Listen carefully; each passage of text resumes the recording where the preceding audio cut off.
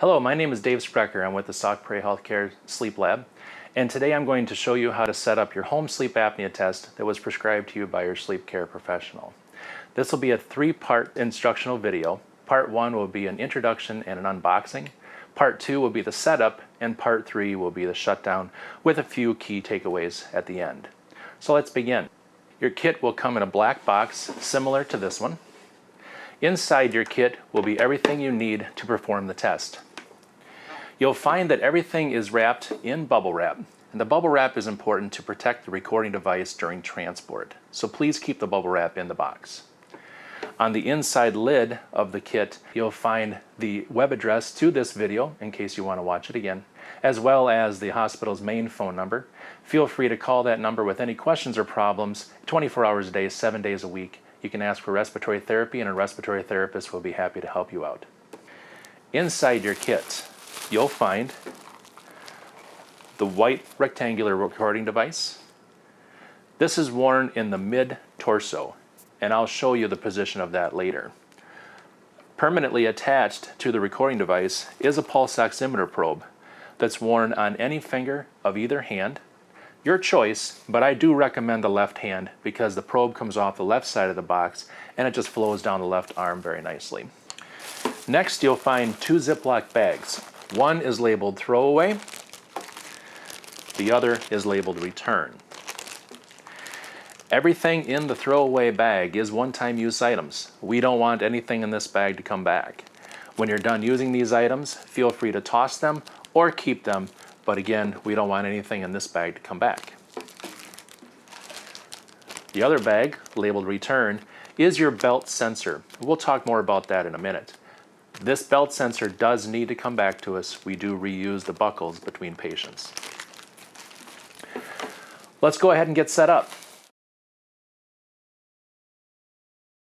I recommend at the beginning of the night when you're done doing your nighttime routine and you're still in front of the bathroom mirror to place the nasal cannula on in front of the mirror. It gives you something to visually make sure the position is correct. First, pull the cannula out of your bag, open the cannula up,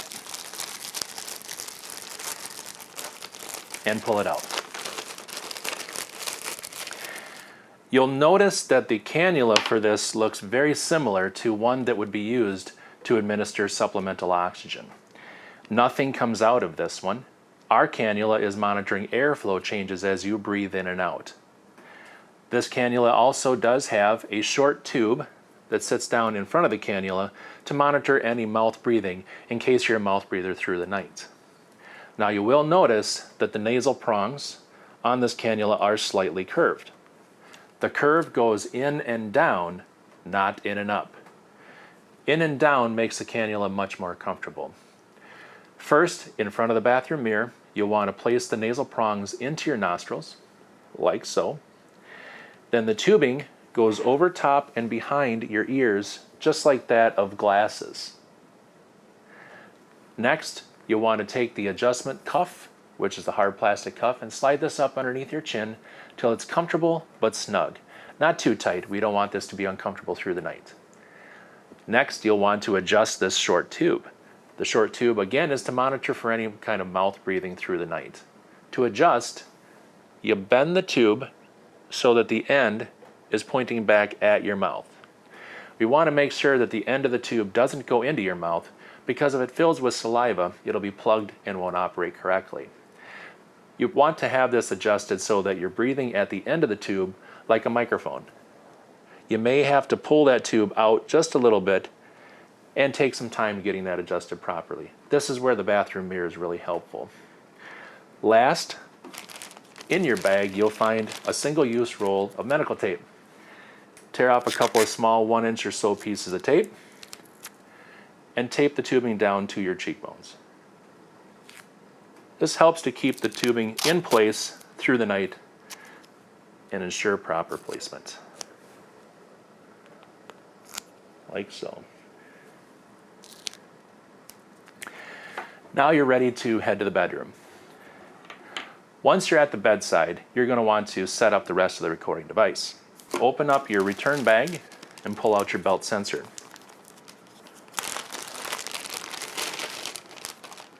Now you'll notice that the belt sensor has two buckles and the stretchy belt in between.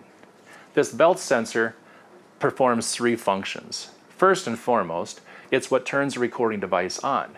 When you snap the buckles into the end of the recording device, it will automatically start up. Second, it does hold the recording device in place, so you will have to adjust this yourself. But the adjustment is very important, which I'll go through here in a minute, because this belt sensor is also a sensor. As you breathe, the belt stretches back and forth, sensing your respiratory effort. We want to make sure that this is adjusted properly. Proper adjustment would be snug, but not overly tight. Take your belt and your buckles and your recording device. On the end of the device, you'll find a slot where the buckle will insert. Snap it in. Bring the recording device belt around your midsection. Now the proper placement for this is going to be at the bottom of your sternum where your ribs meet your belly. There's a slight indent. That's the recommended spot. Insert the buckle into the end of the recording device. You'll hear a click, and briefly on the right side of the top of the device, you'll see a plus sign. There's your plus sign. Now the recording device is going through startup mode, where it's testing the recording device to make sure everything is working properly. After a few moments, that'll stop. Now it's important to make the adjustment to the belt sensor. To do that, there's two white buttons on the side of the buckle. You're going to pinch them, open the buckle, and gently slide the belt through till it feels snug. Then snap the buckle closed. You should hear a click. We want to have the recording device snug but not overly tight. From a standing position with your arms down, it should feel that the device will stay in place and not fall to the floor.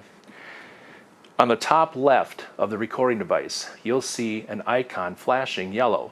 That icon will be a person with a belt around their midsection. That icon is for the belt sensor. Flashing yellow means that it's looking for that signal and testing the tension of the belt to make sure that the belt sensor is tight enough to do the test. Within about 20 seconds, you should see that icon go from flashing yellow to solid green, indicating that the tension of the belt is perfect. If it doesn't turn to solid green within 20 seconds, you may need to make a slight adjustment to the belt. To make that slight adjustment, again, you're going to pinch the buttons, open the buckle, and gently slide the belt through. Then snap the buckle closed. The flashing yellow person will turn solid green when the belt tension is adequate to run a test, as you can see here. It'll then move on to the next icon, which is the flashing yellow person. The flashing yellow face is the icon for the cannula. So we'll screw the cannula into the top silver port of the recording device, just till it stops and snugs. Take a couple of breaths, and you should see that icon turn from a flashing yellow face to a solid green. The last icon is the pulse oximeter probe icon, will be a finger with the probe going over the top. That's your indicator to slide the probe onto whichever finger you want to start the night out. Slide it on until it stops, and that's securely in place. Tear off a 2 to 3 inch strip of tape. Make a fist. Bring the cable over the back side of your hand, and then give some slack on the cable before you tape that down. The slack in the cable is important because we want to be able to have flexibility with your fingers to be able to move them around. And also, if you find that this becomes uncomfortable through the night, you may need to move it to another finger simply by pulling it off the first and sliding it onto the next. Feel free to do that as many times as you need throughout the night. The recording device will continue to record. After a few moments, the probe icon should turn solid green, indicating that it's picking up the signal, like so. You will gradually see each icon disappear across the top left of the recording device. As you can see, the icons have now disappeared. Each piece of this pie graph is disappearing, and once the recording device goes completely blank across the top and there are no more icons, the recording device is now recording data. This is where the timing of the study starts. At this point, you're going to want to climb into bed and resume your normal bedtime activities, if that would include watching TV, reading a book, so on. Or if you don't do those activities and you climb in and go straight to sleep, that's fine as well. But we want this on so that when you are done watching TV, you can turn the TV off, close your book, and just go to sleep without having to get out of bed and put this equipment on. Again, completely blank is okay. Throughout the night, if you happen to wake up to use the restroom or get a drink of water and you happen to notice any of the icons flashing yellow on the left side of the recording device, that's an indicator to you that that sensor needs adjustment. For example, if I wake up to get a drink of water and the probe is slightly off my finger or has completely fallen off, I'll get a flashing yellow probe icon. That's an indication to me to replace the probe back on my finger. The flashing yellow icon will flash for yellow till it receives the signal from the probe. It'll then turn solid green and disappear, indicating that the signal has resumed. Throughout the night, the recording device will just continue to record your respiratory signals while you're sleeping. It's now the morning. Good morning. You've now completed your sleep test. It's time to take everything off and return the equipment back to the hospital. The first thing you'll want to do is to turn the recording device off. To turn it off, there's a button on the front of the recording device that you're going to press and hold for about 5 seconds. 1 Mississippi, 2 Mississippi, 3 Mississippi, 4 Mississippi, 5 Mississippi. And there's our shutdown indication. It's brief, but it does show that the device has now shut down. The device is now shut off. Now we just take everything off. First the tape, take off your finger probe. You can undo the cannula from the top, just unscrew that, remove the tape, take the cannula off, throw this away, we're done with that. And then you're going to remove the belt. To remove the belt, you're going to pinch the belt right next to the recording device. Not the buttons, but right next to the recording device. Pinch them and pull the belt out. The buckles, the belt, the recording device, and the pulse oximeter probe will get wrapped up back in our box in the bubble wrap.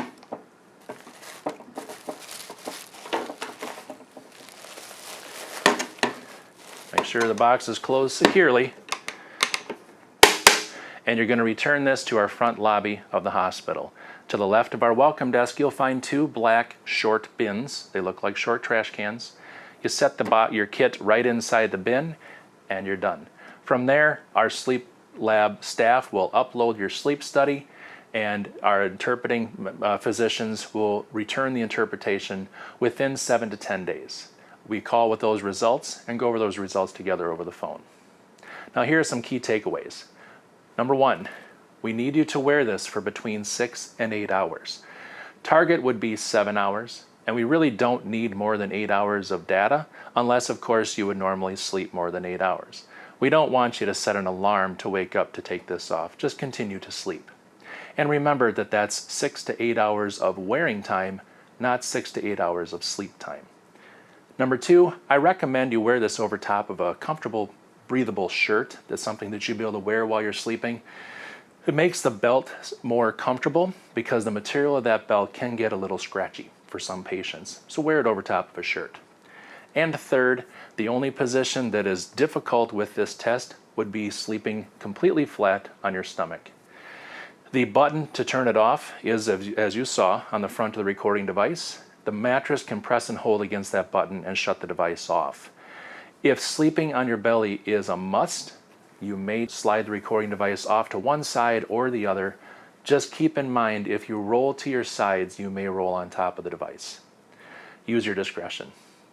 Again, if you have any questions or problems during the setup or during the test, the hospital's main phone number is on the inside lid of the kit. Feel free to call, ask for respiratory therapy, and a respiratory therapist will be more than happy to help you. Thank you again for choosing Sauk Prairie Healthcare for your sleep needs.